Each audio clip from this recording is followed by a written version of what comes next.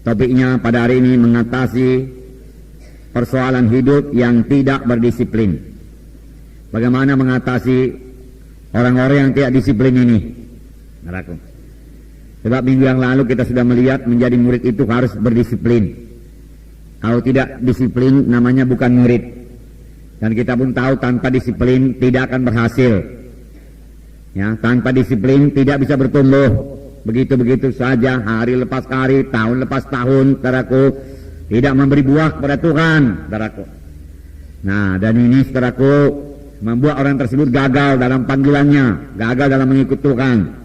Tidak heran Paulus berkata, oleh sebab itu aku melatih tubuhku dan menguasainya sepenuhnya, supaya jangan aku yang sudah mengajar orang lain terbuang. Aku melatih tubuhku, tubuhku ini tunduk kepadaku, tubuhku ini tidak bisa malas-malas ini, dia katakan. Tubuhku ini tidak bisa menuruti kehendak daging. Kalau kuikuti kehendak dagingku, kemalasanku, aku akan gagal.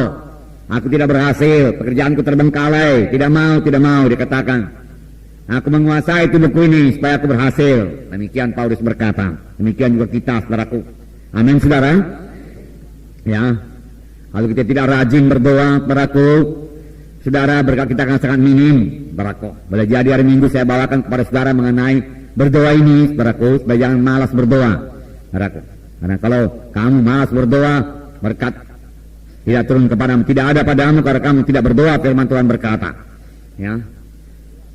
Nah, jadi jangan malas berdoa juga, saudaraku. Nah, saudaraku, dan minggu yang lalu, saudara, kita telah melihat, saudaraku, bahwasanya kita perlu mendisiplin diri kita di dalam merenungkan firman Tuhan, membaca dan merenungkan firman Tuhan itu haruslah itu, saudaraku.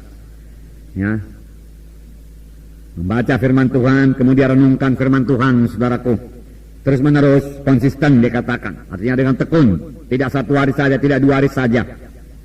Ya, supaya kita boleh bertumbuh dalam Tuhan. Kita harus kaya dengan firman Tuhan.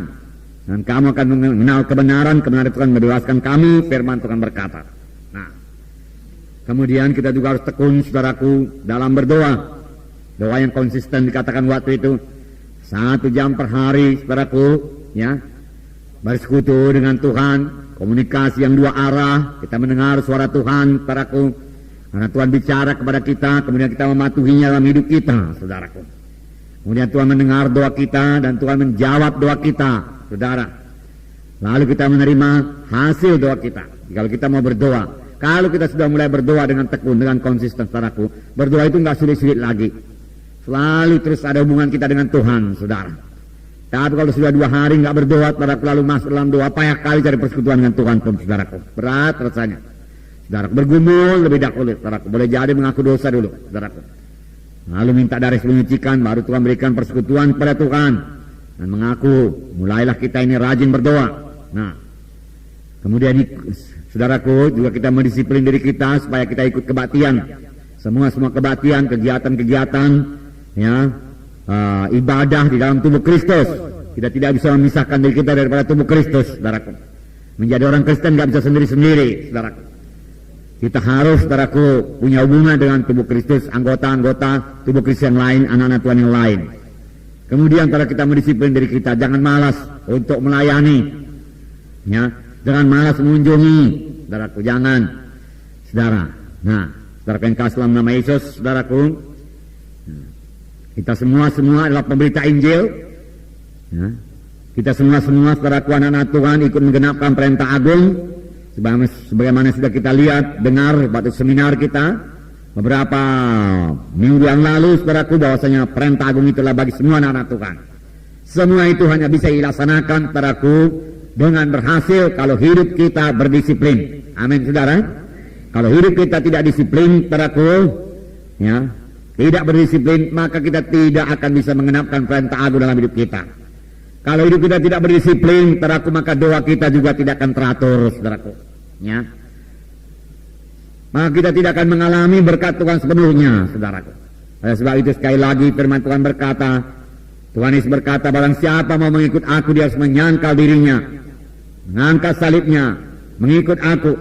Dan Paulus berkata, aku melatih tubuhku dan menguasainya sepenuhnya, supaya jangan aku yang sudah mengajar orang lain terbuang. Karena saya tubuh kita ini. Haleluya. Nah, saudaraku, kita membaca dari lembaran. kita melengkapi firman Tuhan minggu yang lalu mengenai murid yang berdisiplin. Ini tambahannya ya. Hari ini karena minggu yang lalu saudara kita sudah melihat ya, contoh-contoh pun diberikan. Kalau hidup berdisiplin itu contohnya apa saudaraku? Nomor satu waktu itu apa? Prajurit. Yang kedua, olahragawan, atlet ya, yang hidupnya tidak bisa sama dengan orang lain, yang menyangkal diri soal makanan, latihan keras ya. Demikian juga prajurit latihan keras karena memakai selengkap senjata ya. Memakai senjata yang selalu, apakah semua berfungsi dengan baik, saudaraku. Kemudian saudaraku, satu contoh lagi yaitu petani, saudaraku, yang memandang ke depan, yang punya visi ya. Jika dia bergairah mengerjakan apa yang perlu dikerjakan sekarang, saudaraku. Kadang-kadang orang tenggelam dalam goal di depan itu saja. Tapi apa yang perlu dikerjakan saudaraku sekarang ini, besok, lusa, seminggu, 2 minggu, 3 minggu untuk mencapai goal itu, dia lupa, saudaraku. Padahal petani tidak demikian. Karena dia melihat ke depan, saudaraku, dia akan menuai, saudaraku, 100 kali ganda.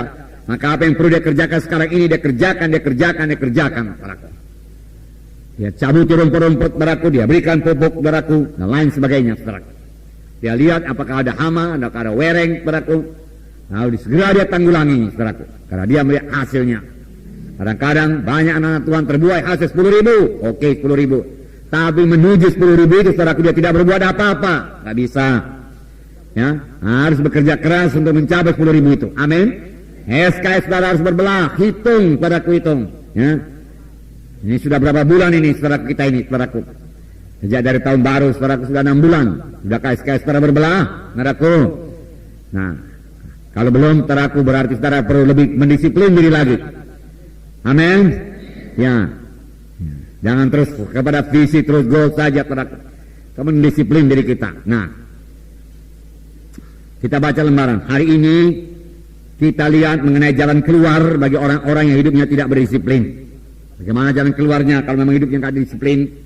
Ya, selalu terlambat bangun, malas melayani, apa kita berbuat? Ya. Tidak cukup hanya mengetahui saja, tapi kita perlu memiliki hidup yang berdisiplin. Ya, saudara tahu saja, saudaraku, seperti minggu yang lewat, perlu disiplin. Kalau tidak disiplin, maka saya akan gagal. Tidak disiplin, saya tidak bisa berbuat.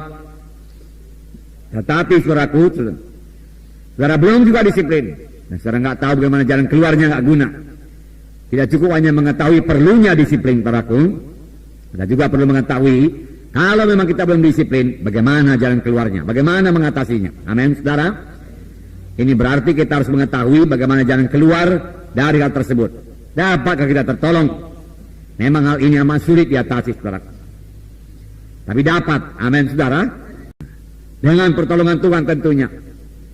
Ya, sebab dalam Tuhan kita ini sudah menjadi kejadian yang baru. Perkara lama lenyap, perkara baru sudah timbul. Amin, saudara.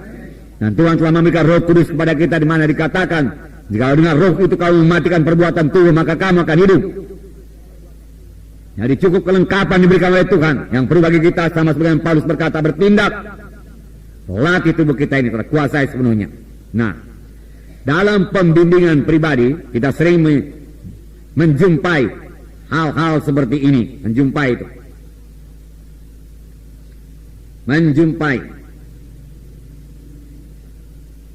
jumpa hal-hal apa ini, saudaraku, hal-hal yang tidak berdisiplin, ya. Apa ya, aku nggak bisa bangun pagi-pagi, aku nggak bisa berdoa 1 jam, dia katakan, ya. Aku nggak bisa mengunjungi, dia katakan, nggak ada waktu ku mengunjungi, nggak ada waktu ku baca firman Tuhan. Selalu kita jumpai itu.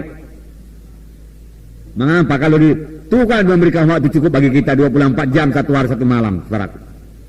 Ya, betulnya kalau kita atur, saudaraku, waktu-waktu itu dengan baik, ya, maka kita, saudaraku, punya cukup waktu untuk membaca firman Tuhan, merenungkan firman Tuhan, dan melayani. Ya, kita bisa berbuah. Karena sebenarnya untuk itulah kita dipanggil Tuhan.